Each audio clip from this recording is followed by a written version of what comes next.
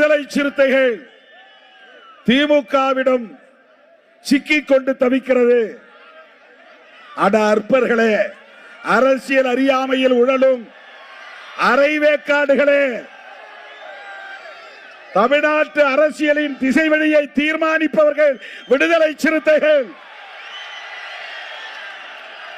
சொல்ல போனால் இந்திய தேசிய அரசியலையும் கூர்மைப்படுத்துகிறவர்கள் விடுதலை சிறுத்தைகள்.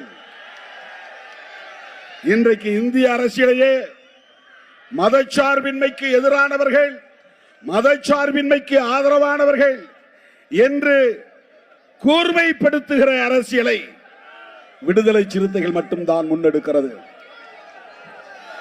இதன் வலிமையை உணராதவர்கள், திருமாவளவனுக்கு அரசியல் பண்ண தெரியல,